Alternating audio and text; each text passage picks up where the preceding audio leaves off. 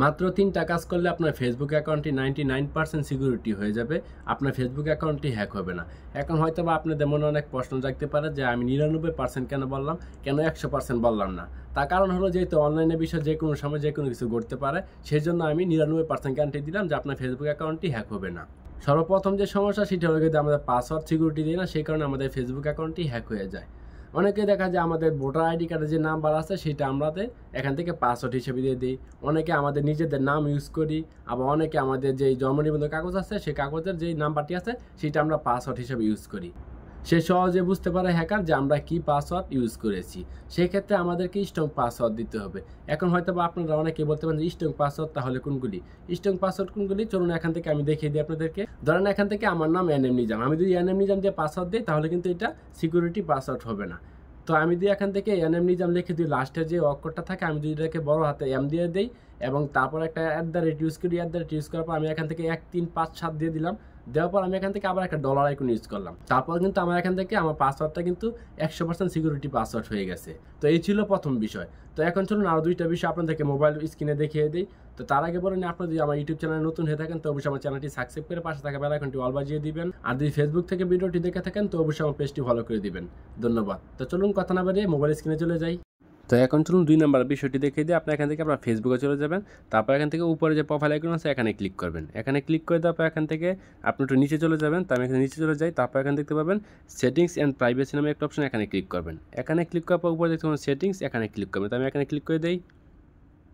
তারপর এখান থেকে উপরে দেখতে পাচ্ছেন সি মোর নামে একটা অপশন, এখানে এই অপশনের উপরে ক্লিক করবেন। তো আমি এখানে ক্লিক করে দেই। তারপর এখানে দেখতে পাচ্ছেন পাসওয়ার্ড অ্যান্ড সিকিউরিটি নামে একটা অপশন, এখানে ক্লিক করবেন। তো আমি এখানে ক্লিক করে দেই। তো এখানে ক্লিক করে দেওয়ার পর দেখতে পাচ্ছেন টু ফ্যাক্টর অথেন্টিকেশন একটা অপশন আছে, এখানে ক্লিক করবেন। তো আমি এখানে ক্লিক করে দেই। তো এখানে ক্লিক করার পর দেখতে পাচ্ছেন আমার এখানে কিন্তু টু ফ্যাক্টর অথেন্টিকেশন ইজ 1, আমরা এখানে দেখতে পাচ্ছেন কিন্তু এখানে 1 করা আছে এইটা, ঠিক আছে?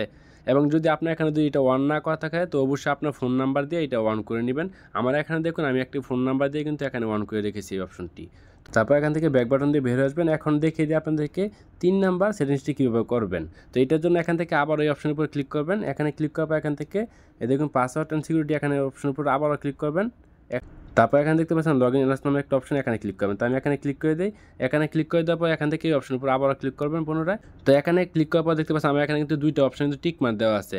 প্রথম অপশনটি হলো যদি অন্য কোনো ডিভাইসে আমার ফেসবুক অ্যাকাউন্টটি লগ ইন করি তাহলে আমার এই অ্যাপসে একটা নোটিফিকেশন আসবে, সেখান থেকে আমাকে ইয়েস করতে হবে, তারপর লগ ইন হবে। দ্বিতীয়ত আমার ইমেলে একটি অপশনটি আসবে ইয়েস এবং নো অপশনটি আসবে।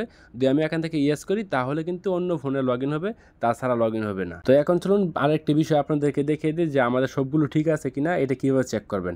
তো এই জন্য আমি এখান থেকে ব্যাক বাটন দিয়ে আবারও বের হয়ে আসি।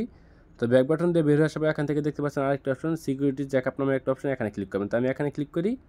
তো এখানে ক্লিক করার পর এখান থেকে দেখবেন একটু ওয়েট করেন। ওয়েট করার পর দেখতে পাচ্ছেন আমার এখান থেকে কিন্তু পাসওয়ার্ড দেখা যাচ্ছে ওকে, মানে পাসওয়ার্ডটি আমার স্ট্রং আছে এবং 2 নাম্বারের সিকিউরিটি অ্যালার্জিটা ওইটা 1 আছে আমার এখানে, এবং 3 নাম্বার যেই টু ফ্যাক্টর অথেন্টিকেশন এটা কিন্তু আমার এখান থেকে 1 আছে, অতএব আমার এটা সব কিছু ঠিক আছে।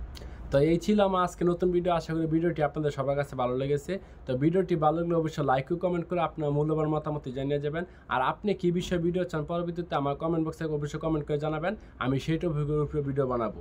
সবাই ভালো থাকবেন, সুস্থ থাকবেন, আল্লাহ হাফেজ।